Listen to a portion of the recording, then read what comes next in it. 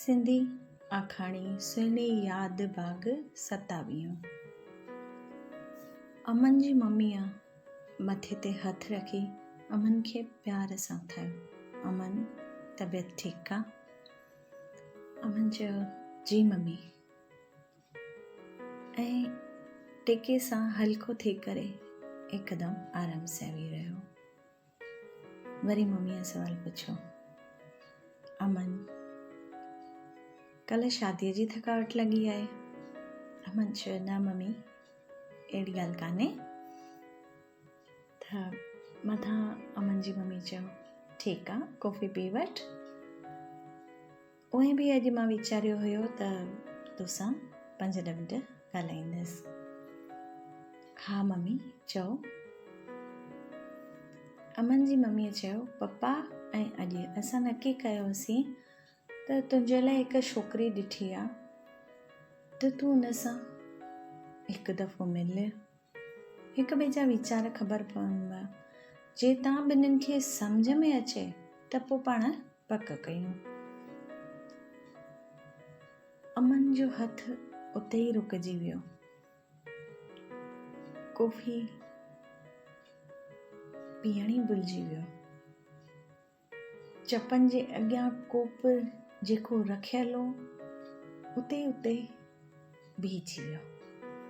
अमन जी मम्मीअ सवाल पुछियो, अमन, जे तुंहिंजे दिलि में ॿी काई हुजे या तोसां कंहिंजो प्यार हुजे त तूं ॿुधाए थो सघीं?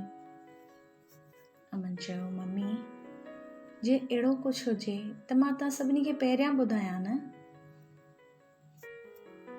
अमन जी मम्मीअ वापसि चयो, त पोइ तूं कॾहिं वांदो थींदे?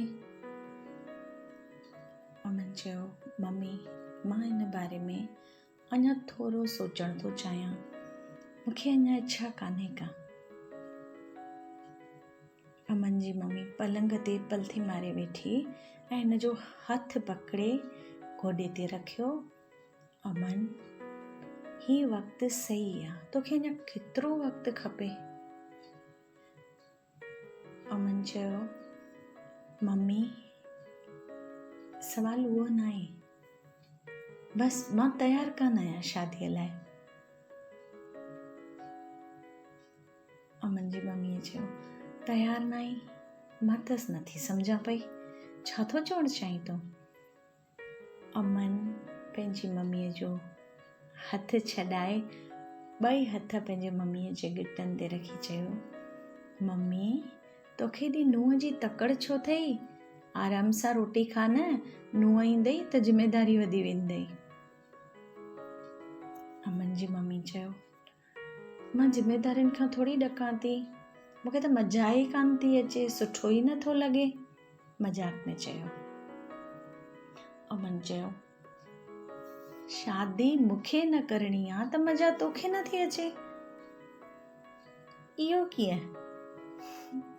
अमन चयो, मुंहिंजूं सभु साहेड़ियूं पंहिंजी नुंहरुनि जूं गिलाऊं कंदियूं आहिनि, ॻाल्हियूं कंदियूं आहिनि, अॼु हीउ ठाहियो, अॼु पंहिंजे लाइ हीअ खणी आयूं, मूंखे ॾेखारींदियूं आहिनि, मूंखे साड़ींदियूं आहिनि, ख़बर अथई तोखे? मूंखे इलाही दुख थींदो आहे, मां कंहिंजे लाइ चवां, मूंखे त नुंहं ई कान्हे का। अमन 2 मिंट पंहिंजी मम्मीअ ॾे निहारे ॿई हथ गिटे तां हटाए करे पंहिंजे मथे ते हथु रखी चयो, वॾी खिल निकितसि, मम्मी, तूं पंहिंजी नुंहरुनि जी गिला करी इन जे लाइ मां शादी कयां? मम्मीअ चयो, न, पर घर में बि केरु ॿार कान्हे को, त 1-2 ॿार अची वेंदो त रौनक पई हूंदी न। ओ मम्मी, ख़्यालनि मां हेठि लहो, पहिरां ॿुधाए, तोखे नुंहं गिलाउनि लाइ खपे, रोटी करण लाइ खपे, कि ॿार ॼणण लाइ खपे? मम्मीअ चयो, सच ॿुधायईं, मां अकेली कक थी वञां, मूंखे ईअं थो थिए त मुंहिंजी नुंहं ईंदी न, मुंहिंजी धीअ जी जॻह भरींदी, मूंखे धीअ कान्हे न करे। मां त मजाक पई कयां, मां नूरनि जी छो गिला कंदमि, कंहिंजी ॿुधंदमि। मूंखे 8-10 पुट हुजनि हा त 2 पुट शादी करे छॾनि हा, पोइ तुंहिंजो वारो हुजे हा त ॿी ॻाल्हि हुजे हा न, पर तूं आहे हिकिड़ो त मूंखे त तुंहिंजी चिंता थींदी न। अमन वरी चयो, मम्मी हिन ज़माने में शादीअ खे एॾो महत्व न ॾिनो वेंदो आहे। सही वक़्तु ईंदो थी वेंदी शादी, इन में कहिड़ी वॾी ॻाल्हि आहे। पर तुंहिंजे केॾनि दोस्तनि जी शादी थी वई आहे त तोखे वीचार न थींदो थी कि मां शादी कयां। अमन चयो, ओ मुंहिंजी बोली मम्मी, तूं शादीअ खे एॾी गंढ न ॿध, पाणे ई थी वेंदी। मम्मी चयो, पाणे कीअं थी वेंदी, उन जे लाइ हिकु छोकिरी खपंदी आहे। हा त पोइ मिली वेंदी न।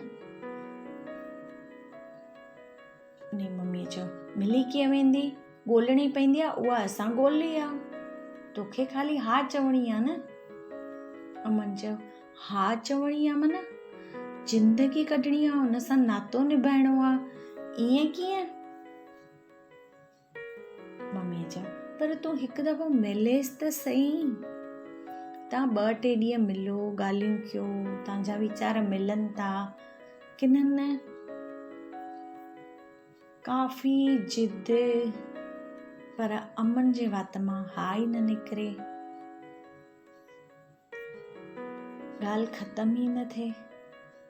अमन मथां चयो, मम्मी मूंखे कॉफ़ी कड़वी थी लॻे। मम्मीअ चयो, त कॉफ़ी 2 दफ़ा विझी छॾी आहे छा मां, ॾे त ॾिसां चखियां। कोप वठी करे हिकु ढुक पीतो। अमन बिल्कुलु बराबरि आहे, छो थो कूड़ ॻाल्हाई।